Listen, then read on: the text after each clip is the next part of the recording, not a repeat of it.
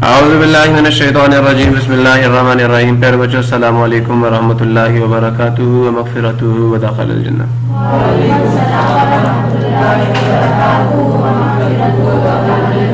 Rabbi इश्रह ली सदरी व यस्सिर ली अमरी वहलुल उक़दतम मिन लिसानी यफ़क़हू क़ौली।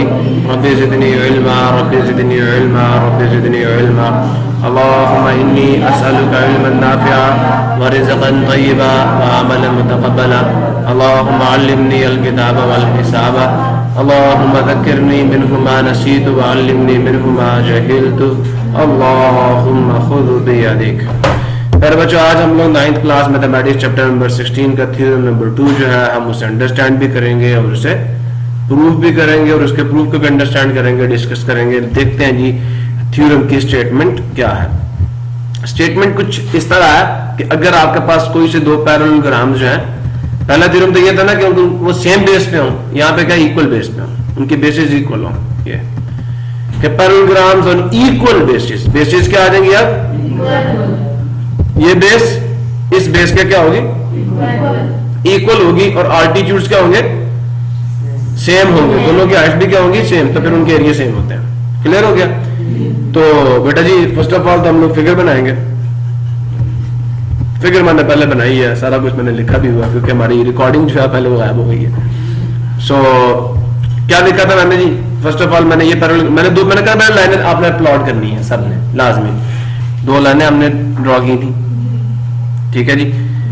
एक पॉइंट हमने डी कहा, दूसरे को सी कहा, एक को हमने ए कहा, एक को हमने बी कहा, इसको हमने इससे ज्वाइन किया था, इसको हमने इससे ज्वाइन किया था, ठीक है। चलो हम इसको एक कह देते हैं। क्लियर हो गया? फिर उसके बाद बेटा हमने एक पॉइंट यहाँ लिया, एक पॉइंट यहाँ लिया, फिर एक पॉइंट यहाँ लिया, दूसरा पॉइंट यहाँ लिया, इसको इधर ज्वाइन किया, ठीक है, इसको इधर ज्वाइन किया, समझ आया, और इसको ई एफ का नाम दिया, इसको जी एच का नाम दे दिया। क्लियर हो गया? हमने गिवन में इतना ही लिखा था, इतना ही किया था। हमने कहा था parallelogram A B C D and F E F G H, ये 2 पैरेललोग्राम्स, ठीक है, हैव सेम बेस, जिसका मतलब क्या था कि A B is congruent to E F, ये लिख दिया था हमने। फिर हमने कहा कि ये इनका ऑल्टीट्यूड भी सेम है, parallelogram A B C D E F G H जो है हैव सेम ऑल्टीट्यूड, जिसका मतलब क्या था, अगर ऑल्टीट्यूड सेम है तो ये दोनों सेम पैरेलल लाइंस के दरमियान में होंगे। तो हमने कहा था A F is parallel to D G, ये हमने स्टेटमेंट लिखी थी। प्रूफ ये करना था कि भाई इन दोनों का एरिया इक्वल है, इन दोनों का एरिया क्या इक्वल है, ये हमने स्टेटमेंट लिखी। हमने कंस्ट्रक्शन क्या की थी कि इन दोनों पैरेललोग्राम्स को इस तरह प्लेस करें कि इनकी बेसिस एक लाइन पे आ जाए, जिसको हमने ए एफ का नाम दिया। और फिर हमने ये कहा कि आप सिर्फ करें क्या कि ए को किससे ज्वाइन कर दें, एच से, और जी को किससे ज्वाइन कर दें, डी से। यही हमने किया हुआ है। क्लियर हो गया? पक्का बता? पक्का? अच्छा, प्रूफ की तरफ चले। प्रूफ स्टार्ट करते वक्त मैंने आपको लोगों को एक बात कही थी कि बेटा ये दोनों पैरेललोग्राम जो है बिटवीन द सेम पैरेलल, ये लिखा parallelogram A B C D E F G H, ठीक है, E F G H are between the same parallels. क्यों? क्योंकि इनके ऑल्टीट्यूड सेम गिवन था हमें। तो मैंने इससे क्या डिड्यूस किया, अगर ये सेम पैरेलल्स के दरमियान में, तो इसका मतलब line D G is parallel to A F, यही मैंने कहा था गिवन में भी, ठीक है। प्रॉब्लम किसी को? और किससे डिड्यूस किया? 1 से, ठीक है। समझ आ गया ये नहीं आया? अब बेटा मुझे एक बात गिवन थी कि ये बेस ए बी किसके बराबर है, ई एफ के बराबर है, मैंने लिख दिया। फिर मैंने कहा यार ये जो ई एफ है, ये ई एफ तो एच जी के भी बराबर है। क्यों? क्योंकि बेटा ये तो पैरेललोग्राम है, तो उसकी अपोजिट साइड तो कॉन्ग्रुएंट होती है। ये मैंने इसके सामने रीजन भी दे दिया। इसको मैंने 4 कह दिया। बेटा जरा गौर करें, दोनों में ई एफ आ रहा नहीं आ रहा, इसका मतलब ए बी एच जी के बराबर आ जाएगा। मैंने दोनों कंपेयर करके आंसर डाल दिया यहाँ। क्लियर हो गया? प्रॉब्लम किसी को समझ आ रही है? क्लियर है सबको? अच्छा बेटा एक बात तो बताया, अगर ए बी एच जी के हमने का कॉन्ग्रुएंट है तो ये इसके पैरेलल है या नहीं एच जी के?